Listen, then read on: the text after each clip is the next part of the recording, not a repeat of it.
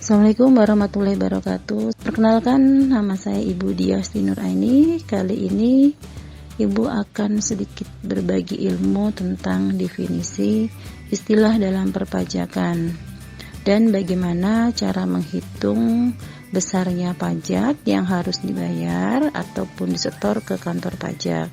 Hanya kali ini kita lebih persempit atau kita fokuskan pada penghitungan pajak di pekerjaan asuransi dan direct selling atau multi level ya. Nah, kita mulai saja. Sekarang kita membahas tentang definisi pajak. Nah, berdasarkan Undang-Undang KUP nomor 28 tahun 2007 pasal 1 ayat 1 bahwasanya pajak adalah merupakan kontribusi wajib kepada negara yang terutang oleh orang pribadi atau badan yang bersifat memaksa berdasarkan undang-undang dengan tidak mendapatkan imbalan secara langsung serta digunakan untuk keperluan negara dan demi kemakmuran rakyat. Berdasarkan pengertian tersebut, maka pajak ini memiliki beberapa ciri. Pertama, bahwasanya pajak itu merupakan kontribusi wajib warga negara. Apa sih maknanya? Apa sih artinya di sini? Bahwasanya setiap orang itu memiliki kewajiban untuk membayar pajak. Namun, mereka yang sudah membayar yang harus membayar pajak adalah yang sudah memenuhi syarat subjektif dan objektif, yaitu warga negara yang memiliki penghasilan melebihi penghasilan tidak kena pajak atau PTKP. Nah, kalau kita bicara PTKP yang berlaku pada saat ini adalah senilai 54 juta per tahun atau 4,5 juta per bulan. Ini artinya jika nih teman-teman memiliki pendapatan lebih dari 4,5 juta sebulan akan dikenakan pajak. Sementara bila teman-teman adalah seorang pengusaha atau wira swasta dengan omset tarif PPh final 0,5% berlaku dari total peredaran bruto atau omset. Nah, sampai dengan pendapatannya adalah 4,8 miliar dalam 1 tahun pajak. Ini berdasarkan dengan PP 23 tahun 2018. Kemudian yang kedua, pajak bersifat memaksa untuk setiap warga negara. Artinya adalah jika seseorang sudah memenuhi syarat subjektif maupun objektif, maka wajib untuk membayar pajak. Dalam Undang-Undang Pajak juga sudah dijelaskan, jika seseorang dengan sengaja tidak membayar pajak yang seharusnya dibayarkan, maka ada sanksi.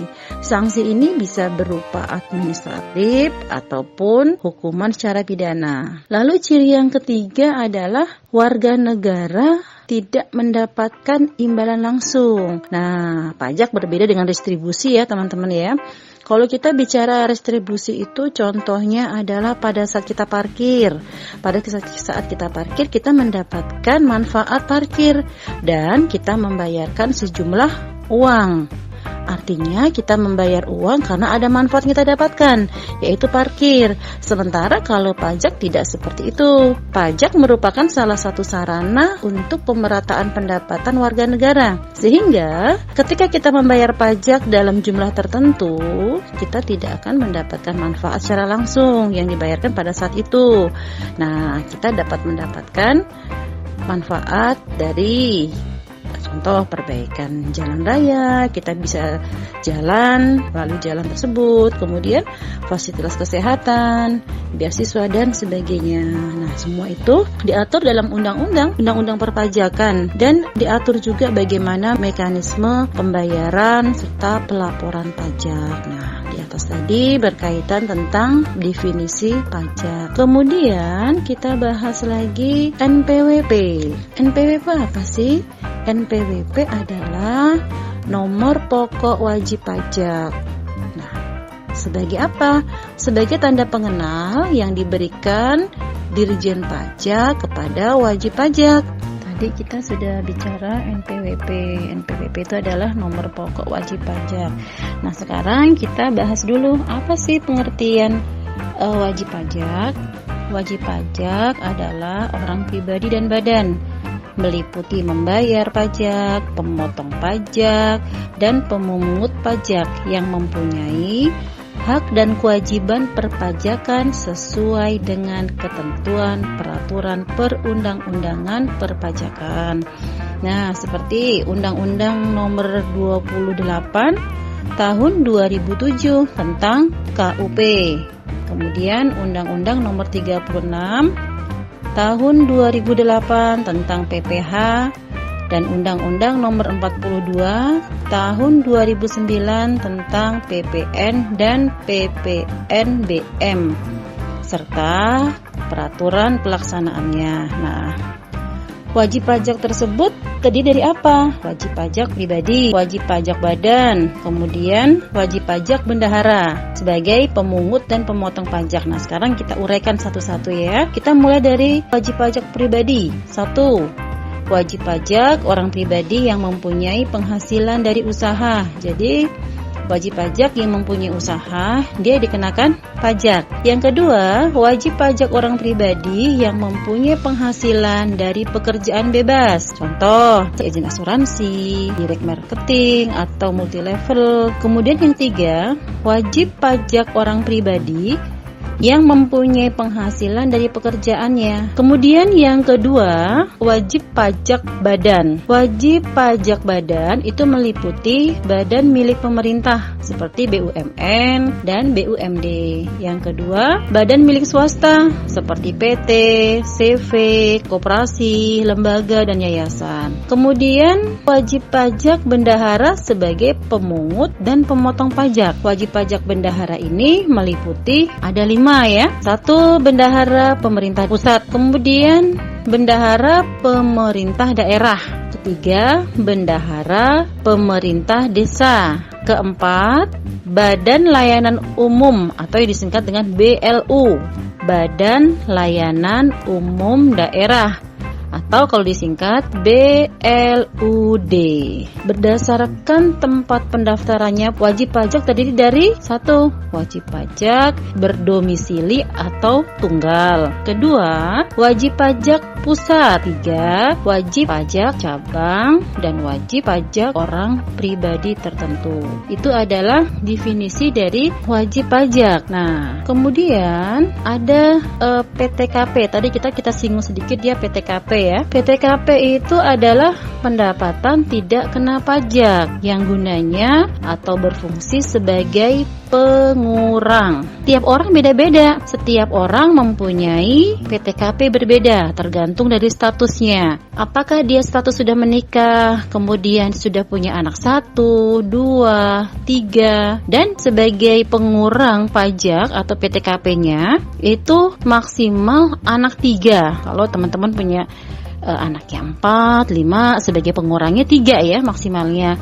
dan pastinya hanya 1 istri. Kemudian PTKP ini ada beberapa tingkatan ya, tergantung dari status si wajib pajak tersebut. Contoh nih, TK yang sering nanti kita akan menemui beberapa istilah ya. Istilahnya TK garing 0. Artinya apa? Dia tidak kawin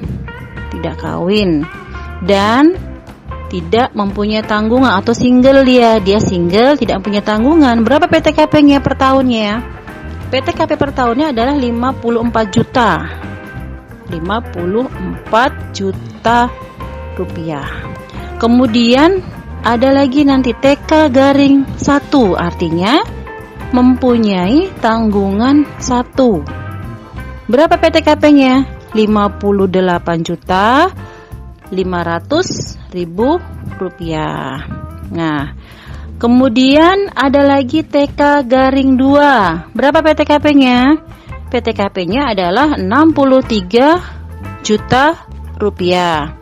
Kemudian ada TK garing 3. PTKP-nya 67.500.000 rupiah. Ini dalam 1 tahun. Nah, sekarang loh Bu, ini tidak kawin, mengapa dia ada tanggungan?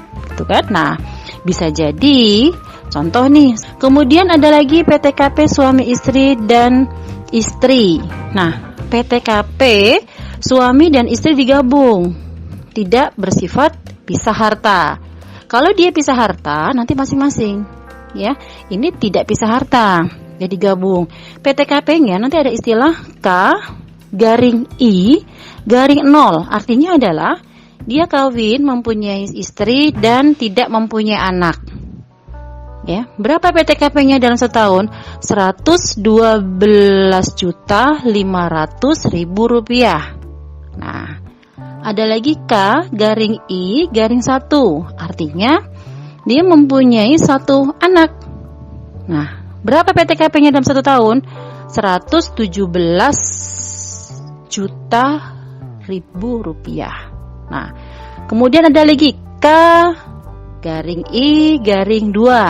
PTKP-nya adalah 121.500.000 rupiah. Nah, ini adalah PTKP yang didapatkan oleh setiap wajib pajak, tergantung dari kondisi dan statusnya, ya, status si wajib pajak tersebut.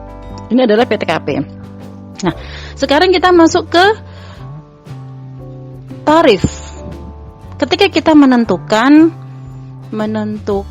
besarnya pajak, nanti akan dikalikan dengan tarif. Tarif itu tergantung dari pendapatan. Nah, berdasarkan dari undang-undang, ya kan, undang-undang tentang tarif, itu ada tarif sesuai dengan pasal 17, ya, sesuai dengan pasal 17. Nah, tergantung dari pendapatan nih, dia bersifat progresif. Jadi kalau seseorang pendapatannya 0 sampai 50 juta, maka tarif 5%. Ini tarif jika si wajib pajak tadi mempunyai NPWP. Kalau dia tidak mempunyai NPWP, maka tarifnya adalah 6%. 20% lebih mahal ya teman-teman, ya kan? Kemudian kalau pendapatannya dia 50 juta sampai 250 juta. Nah, tarifnya berapa? Tarif jika dia mempunyai NPWP adalah 15%. Jika dia tidak mempunyai NPWP, tarifnya adalah 18%. Nah, lapisan berikutnya adalah jika wajib pajak mempunyai pendapatan 250 juta sampai 500 juta, maka tarifnya adalah 25%. Tarif ini jika dia mempunyai NPWP. Jika dia tidak mempunyai NPWP, maka tarifnya ada 30%. Lapisan yang ketiga adalah 30%. Nah, jika dia mempunyai NPWP. Kalau dia tidak mempunyai NPWP, 36%. Nah, seseorang yang dikenakan tarif 30% yang punya NPWP dan 36% yang tidak mempunyai NPWP itu jika dia mempunyai pendapatan di atas 500 juta. Nah, ini bersifat progresif. Untuk penjelasan lebih lanjut, nanti kita akan jelaskan di part berikutnya, ya. Bagaimana cara penghitungannya, kemudian bedanya yang punya NPWP atau tidak. Nanti kita lanjutkan di materi berikutnya. Terima kasih. Mudah-mudahan yang Ibu sampaikan kali ini bermanfaat buat kita semuanya. Akhir kalam, wassalamualaikum warahmatullahi wabarakatuh.